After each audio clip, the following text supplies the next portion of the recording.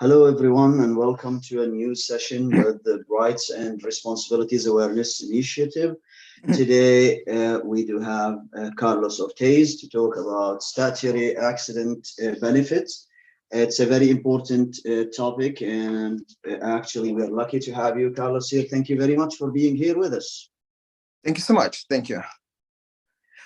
So would you like to give us an idea about, the statutory accident benefits and all of that stuff, because so many people don't have any clue about it? Yeah, absolutely. So just to introduce myself, my name is Carlos Ortiz. I'm a paralegal working at Battery Law Professional Corporation. I've been working in the personal injury field since 2004. I've been involved in accident benefits, in fiscal arbitration, lab hearings since 2004. I specialize in accident benefits dispute. And what I want to talk about today was your rights when you are involved in motor vehicle accidents, so you have a better understanding.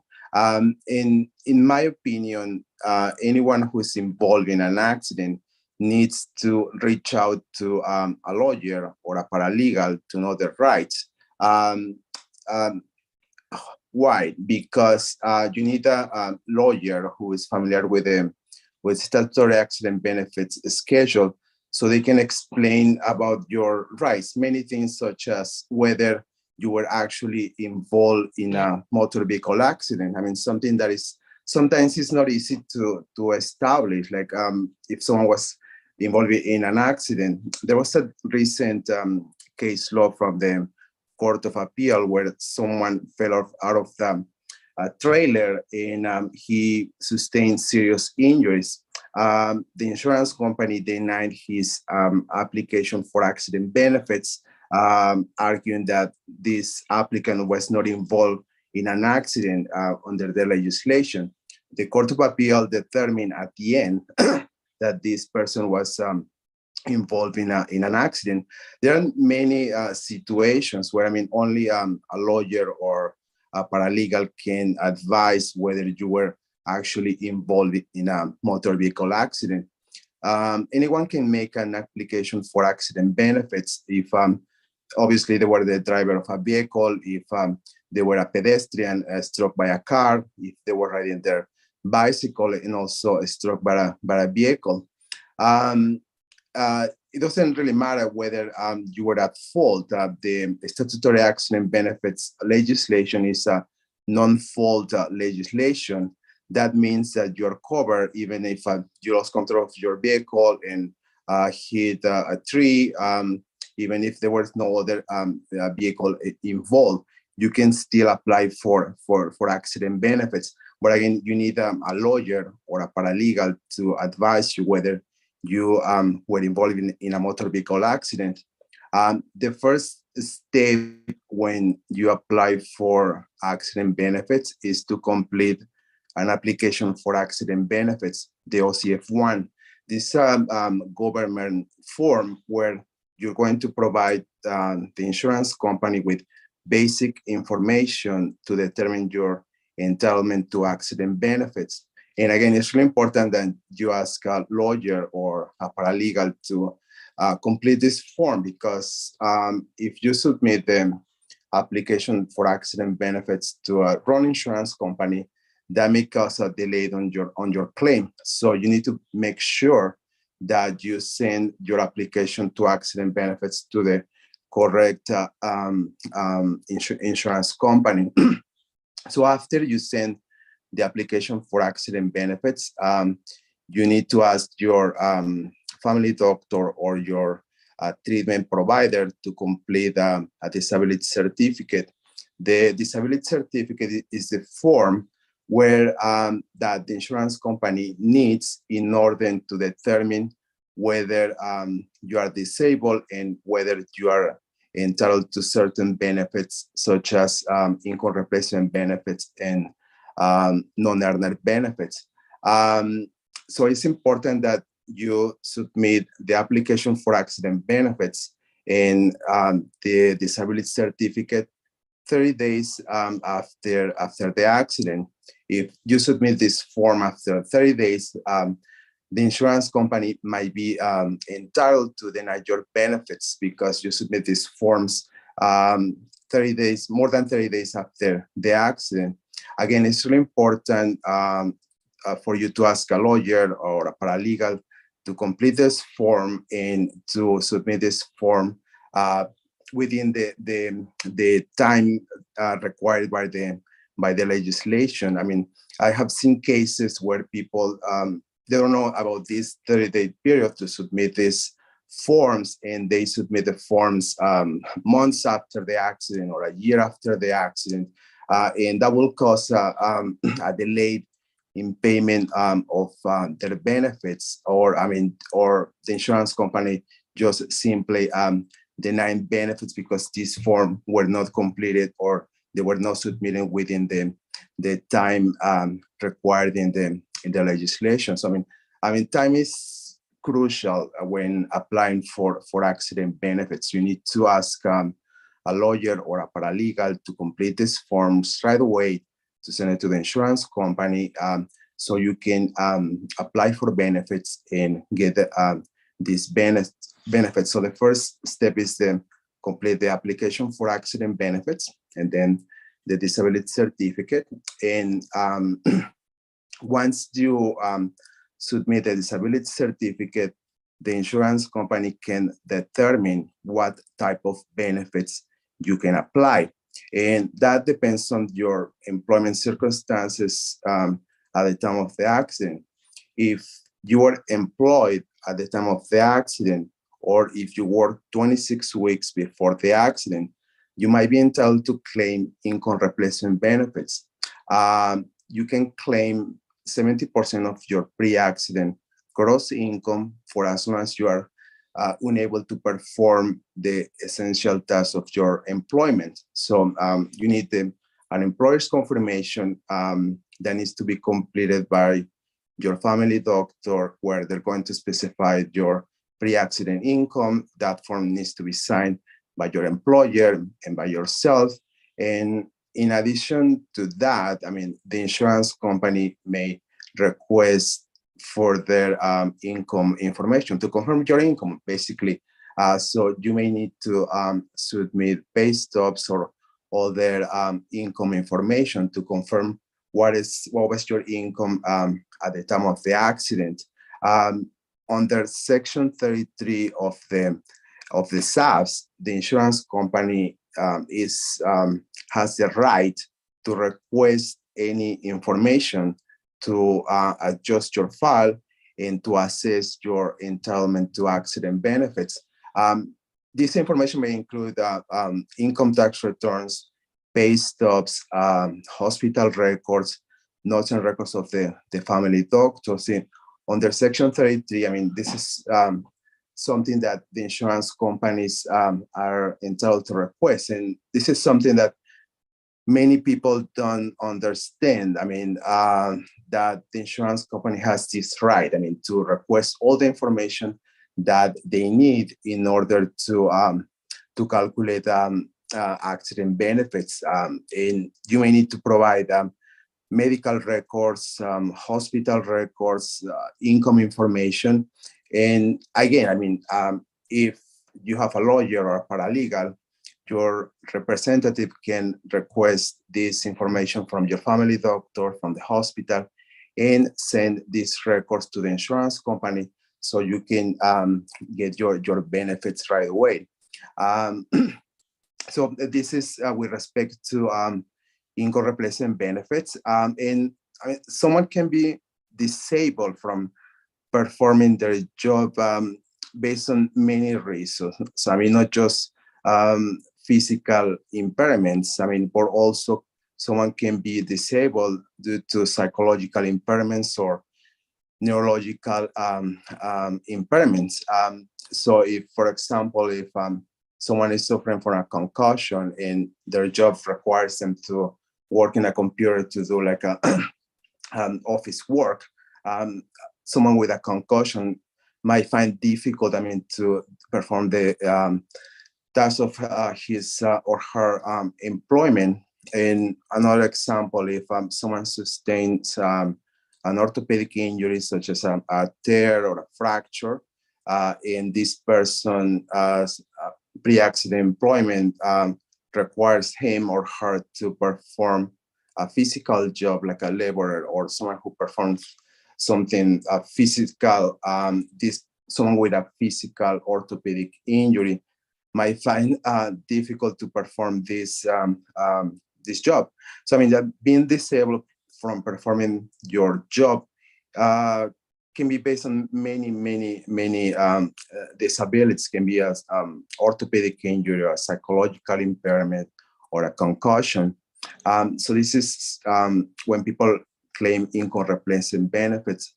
If the person involved in an accident was not working when the accident happened, this person might be entitled to claim non-earner benefits. These benefits for people who did not meet the requirements to claim income replacement benefits. The non-earner benefits, you can claim $185 per week for 2 years, for 2 years if as a result of the accident, you sustain complete inability to carry on a normal life. What does it mean? It means that if as a result of the accident, you suffer an impairment that prevents you from performing your most important activities of daily living. People who are not working, but they were staying at home, doing their housekeeping, they were playing sports, they would go out, they would play music. So if this person who is not employed but suffers a complete inability to carry on a normal life, meaning that this person has an impairment that is preventing him or her from performing all the most important activities of daily living, this person can claim non-earner benefits. This benefit is payable for only for 2 years. So whether you're employed or not working when the accident happened, you can claim either income replacement benefits or non-earner benefits. And again, if you have a lawyer or paralegal, they can explain you, what benefit you should apply. So you need to submit an application for accident benefits, a disability certificate confirming that you have substantial inability to perform the essential tasks of your employment if you're claiming income replacement benefits, or you have complete inability to carry on a normal life. So depending on your work status at the time of the accident, you can claim either income replacement benefits or non-earner benefits. Another benefits that you can claim after the accident is med rehab benefits. So you can claim treatment that is going to help you to recover from the injuries that you sustained in the accident. This benefit is under Section 18 of the SABS. And how it works is that when you make an application for medical expenses through your auto insurance, your clinic needs to prepare a treatment plan. A treatment plan is a form where your chiropractor or your physiotherapist is going to recommend treatment that you need to treat your injuries. This treatment can be a chiropractic treatment, can be a physiotherapy, psychological treatment. But the service provider, they need to complete this form, the OCF-18 form. This form is sent to the insurance company, and the insurance company will determine whether this treatment is reasonable and necessary. And if this treatment plan is approved, then you can go ahead and attend treatment. And this is important because people, they don't have to pay upfront for treatment. The treatment plan, if the treatment plan is approved, then the clinic will bill the insurance company directly. in my opinion, I mean, the SABS, the Statutory Accident Benefits legislation is intended to protect people when an accident happens. Just explain them the benefits that you can claim when you are not working because you are injured and you need medical treatment right after the accident. So in some way, I mean, this legislation is protecting you. It's protecting you because if you're not working, I mean, you need to pay your rent, you need to pay your bills. So you need to send these forms to the insurance company and apply for income replacement benefits. Also, people who sustain serious orthopedic injuries, I mean, they need physiotherapy right away. I mean, if you fail to go for physio after the accident, I mean, your injury may aggravate, or you can suffer a more severe complication if you don't attend a treatment right after an accident. I mean, I've seen people who sustain a fracture, but I mean, they fail to attend physio. That can make that injury to get worse. What I tell my clients is that right after the accident, I mean, to go for physio, to attend treatment, so they can recover. I mean, the purpose of the Section 18 med rehab benefits is for people to attend treatment and recover. I mean, recover from physical injuries with physio, or recover from a psychological impairment. I mean, you are entitled to claim psychotherapy to help you recover from any psychological impairment as a result of the accident. A lot of people ask me, I mean, if they can claim psychotherapy if that person was involved in an accident.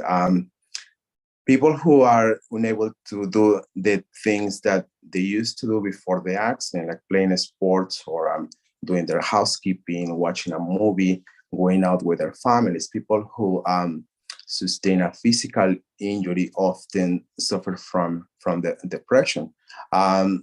So not being able to do the things that you like to do before the accident, I mean, can cause people to suffer from a psychological impairment. Under Section 18, you can also claim psychotherapy to help you treat all your psychological symptoms as a result of the accident. So we talk about income replacement benefits, non-earner, med rehab benefits. Another benefit that you can claim is a caregiver benefit.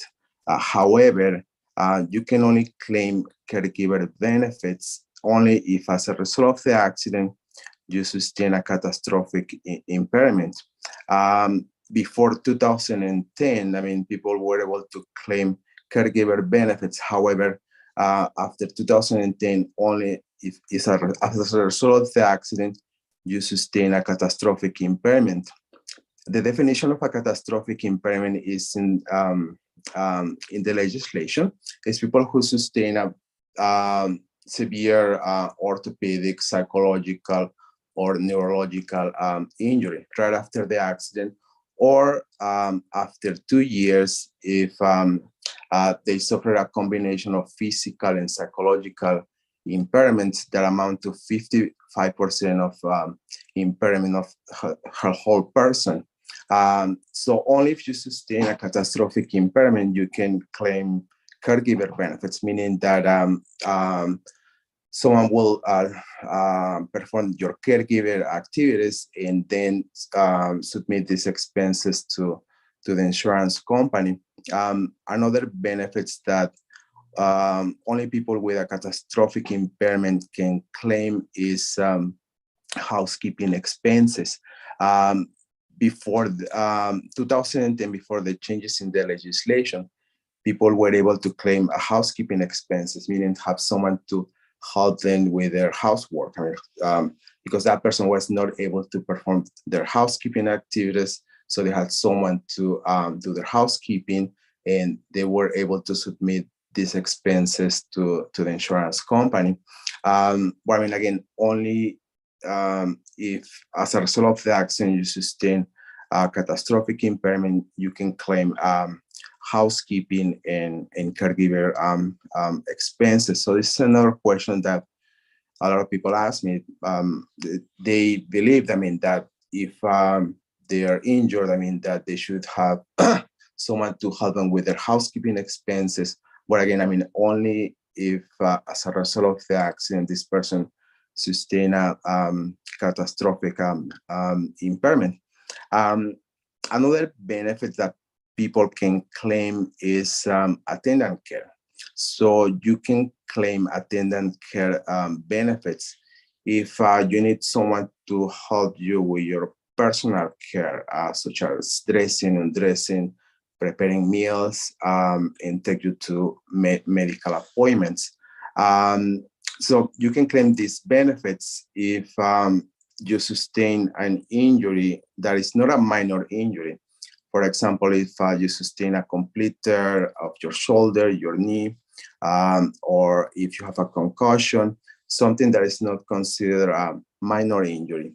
Minor injury under the legislation is a sprain, strain, a whiplash, a partial tear, and another injury that is outside of the minor injury guidelines can be a complete tear, can be a concussion, can include a fracture or a more severe injury.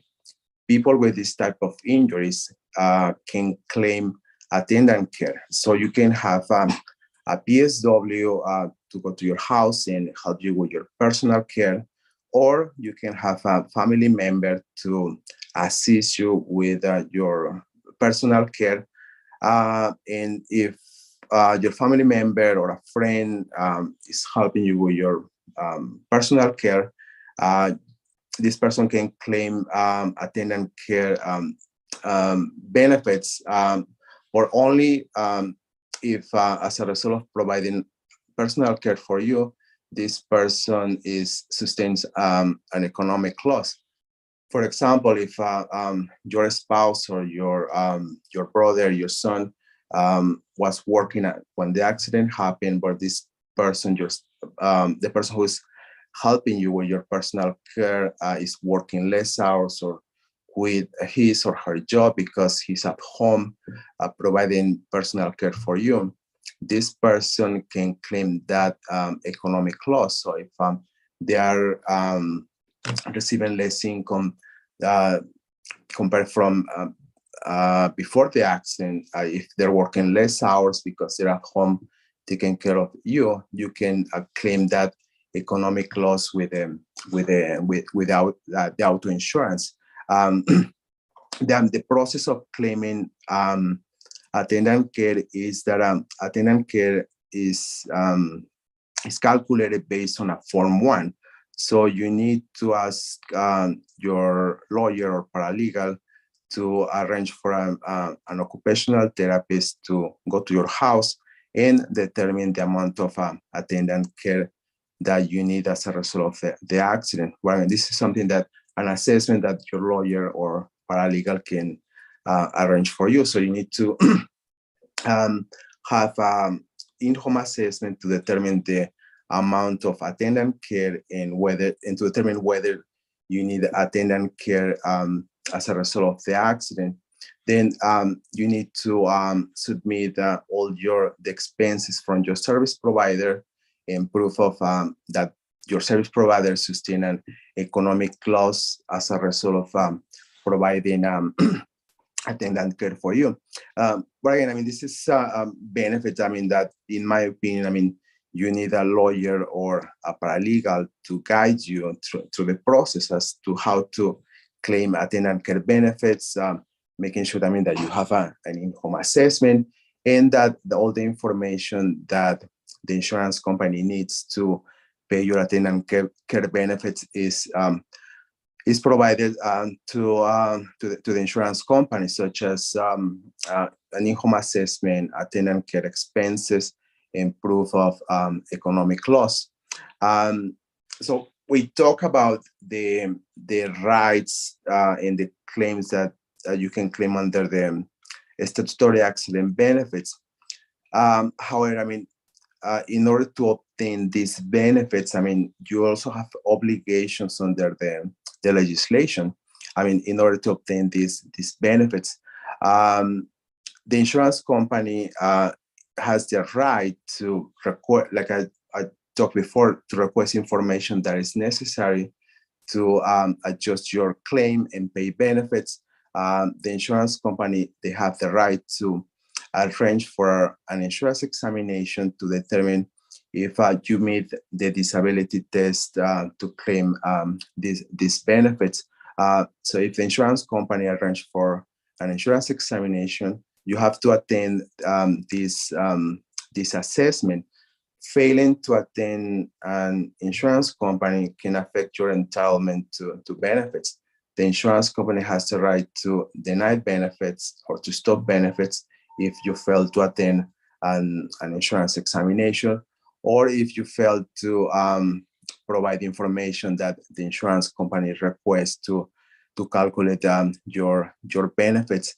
I think that this is something that many people don't know. I mean, if they're not familiar with the legislation, that the insurance companies can stop your benefits or deny your benefits if you fail to provide with all the information that they need to assess your claim, or if you fail to attend an insurance examinations.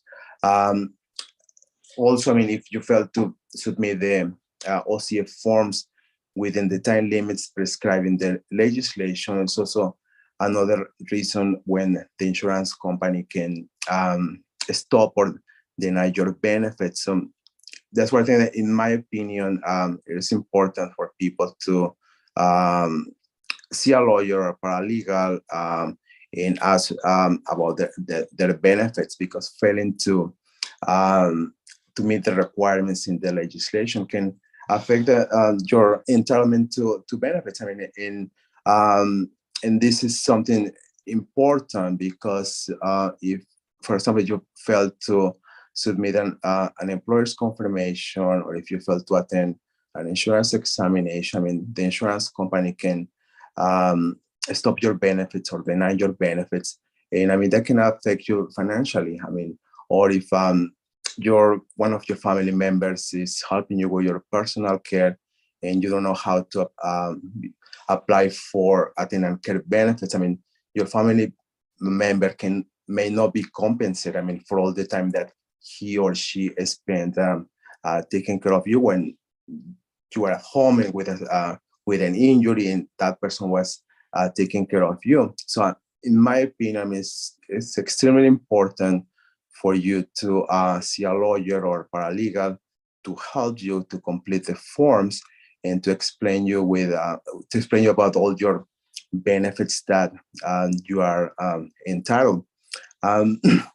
So this is basically a general overview of the rights and obligations that people have when they're involved in a motor vehicle accident. So just a general idea. So if you have any questions, I mean, I will be happy to answer.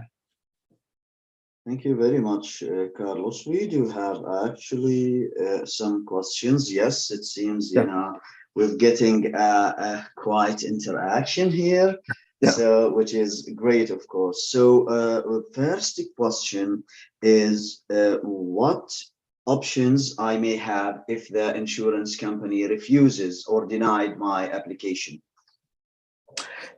So if the insurance company refuses your application for accident benefits because that application was submitted more than 30 days after the accident, the legislation indicates that if you have a reasonable explanation for submitting that application after the 30 days, I mean, the insurance company, they have to reinstate your benefits and pay your benefits. So the test is whether you have a reasonable explanation for submitting your application after the 30 days. So the process is, I mean, that if for some reason you were not able to complete the application for accident benefits within 30 days, you can submit the form later as long as you have a reasonable explanation. I mean, maybe you were at the hospital and people, they didn't know their rights. I mean, it can be many reasons. I mean, some people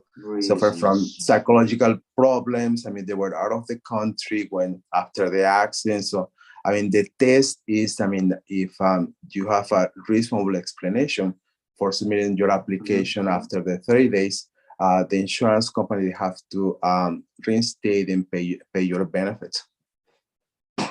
Okay, so can we understand from what you've just said that everyone need to submit that application after the accident happened? If I did not submit the application, the insurance company will not compensate me by itself.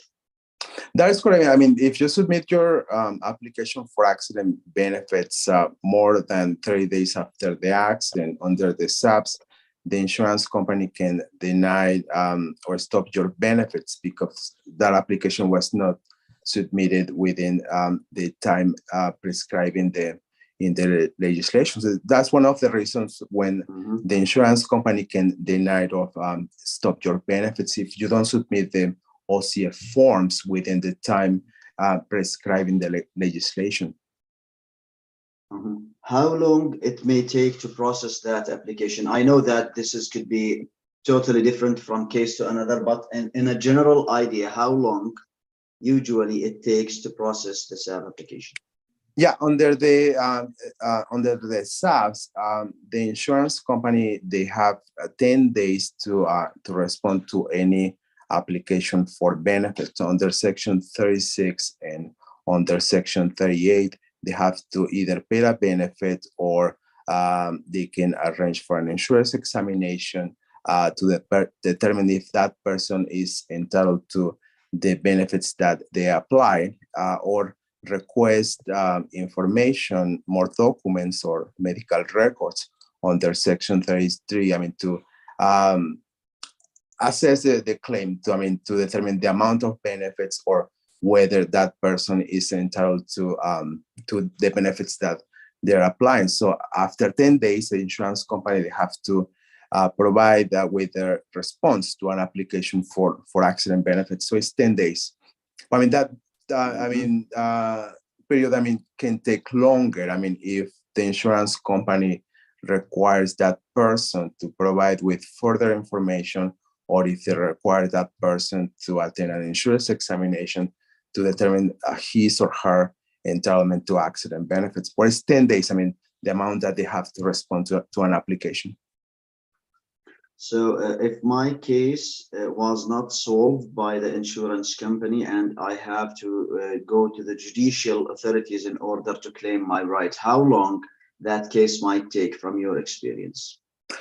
Yeah, so let's say that that the insurance company denied a benefits, denied either income replacement benefits or non-earner benefits, attendant care, or medical expenses. So once the benefit is denied and there's a clear denial of that benefit, you have 2 years to file an application with the License Appeal Tribunal to dispute the denial of that benefit.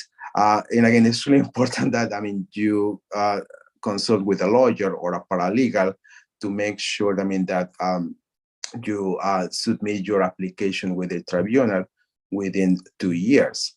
And what is important, is to realize when the 2 years limitation starts.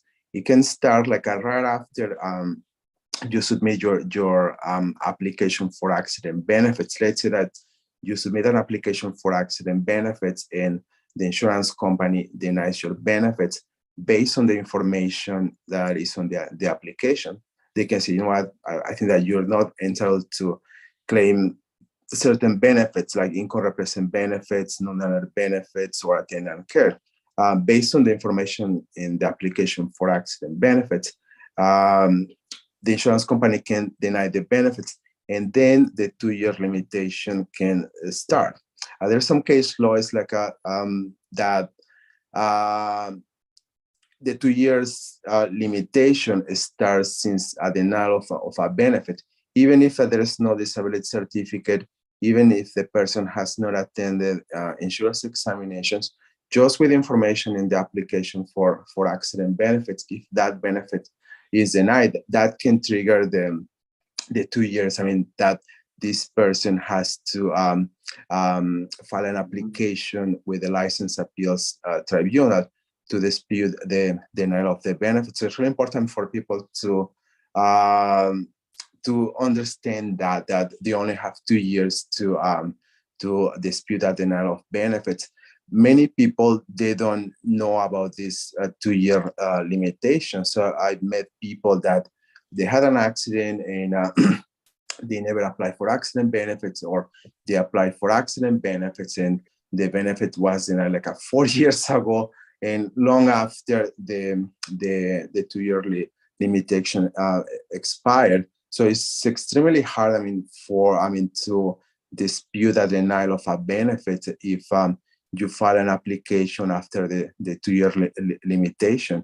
So it's important again that you seek the opinion of a lawyer or a paralegal so that your representative can file an application within the 2-year period. Limitation period. Yeah. Okay, thank you, Carlos, for this. So, okay, can you, we have another question. Can you claim the expenses you paid to, for example, watch the kids or babysit the kids during your medical treatment? For caregiver benefits, you can only apply for caregiver benefits only if, as a result of the accident, you sustain a catastrophic impairment. That benefit was payable before 2010. But in order to claim caregiver benefits, you have to sustain a catastrophic impairment. Mm-hmm. Okay, so what is the limits that would make me decide to go either to lawyer or a paralegal? So when should I just knock the door of a paralegal, and when should I just go to a lawyer?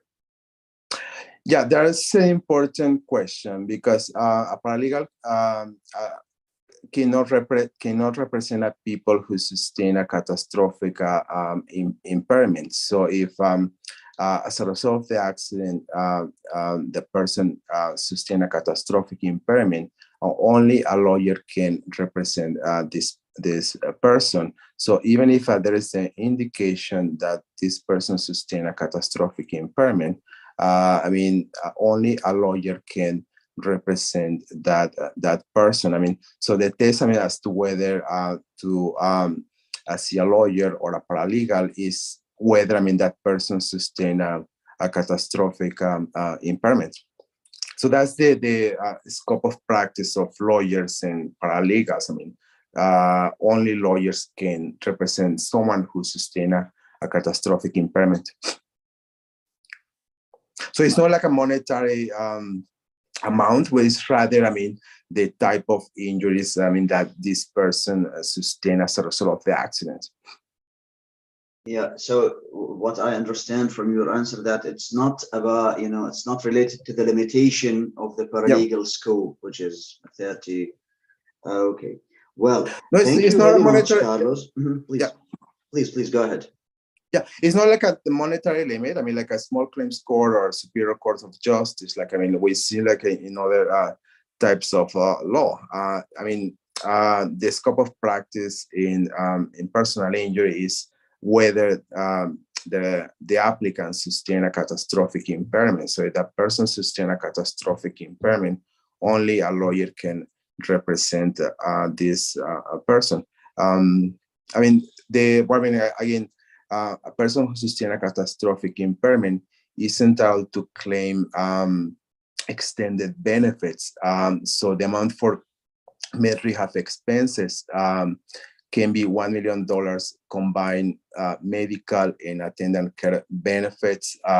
And that person might be entitled to apply for housekeeping and caregiver expenses.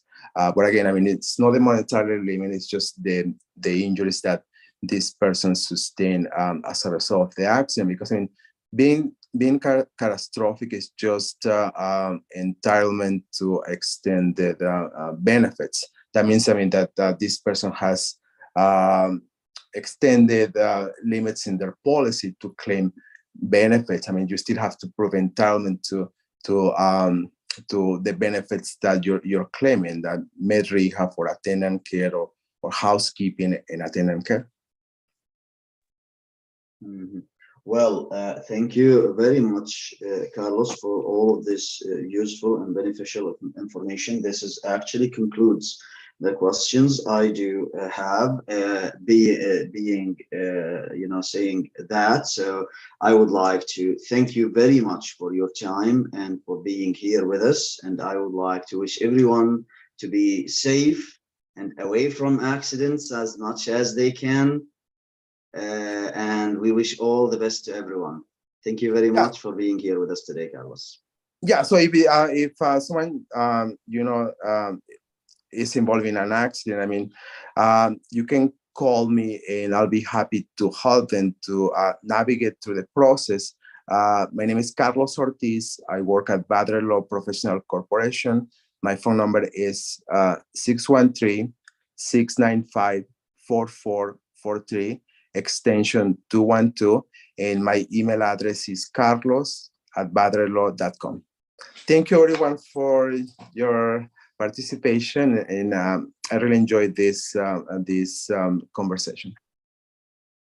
Thank you, Carlos. Thank you.